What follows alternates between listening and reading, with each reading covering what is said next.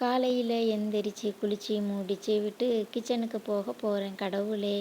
ஆமாம், காலையில் 7 மணிக்கே பாலை ஊற்றி அடுப்பில் வச்சுட்டு கொஞ்சம் பாத்திரம் கிடந்தது, அதை கழுவி வச்சுட்டு பாப்பாவை ரெடி பண்ணி அவளுக்கு பாலாத்தி கொடுத்துட்டு மறுபடியும் கொஞ்சம் பாத்திரம் கிடந்தது, அதை கழுவிட்டு கவுண்டர் டாப் அப்படியே லைட்டாக கிளியர் பண்ணிவிட்டு காலையில் பிரேக்ஃபாஸ்ட்டு பருப்பு அடைக்காக நைட்டே ஊற வச்சுட்டு போயிருந்தேன்.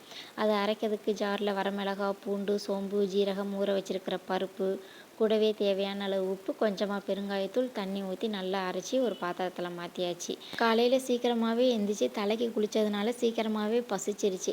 அதனால் பழைய சோறு கூட ஒரு முட்டையை பொரித்து ஜம்முன்னு சாப்பிட்டுட்டு பருப்பு அடைக்கி தேங்காய் சட்னியை வச்சு தாளிச்சாச்சு. மறுபடியும் கொஞ்சம் பாத்திரம் கிடந்தது, அதையும் கழுவி வச்சாச்சு. இந்த தடவை பருப்பு அடையில் நான் வெங்காயம்லாம் எதுவும் சேர்க்கலை. பாப்பாவுக்கு மட்டும் ஒரு பொம்மை தோசையை ஊற்றி அவளுக்கு ஊட்டிகிட்டு இருந்தேன். அம்மாவே வெங்காயம்லாம் கட் பண்ணி மற்றவங்களுக்கு அடை தோசை சுட்டு சூப்பராக கொடுத்துட்டாங்க. ஆனால் 7 மணிலேருந்து ஓயாமல் பாத்திரம் மட்டும் விளக்கிக்கிட்டே இருந்தேன்.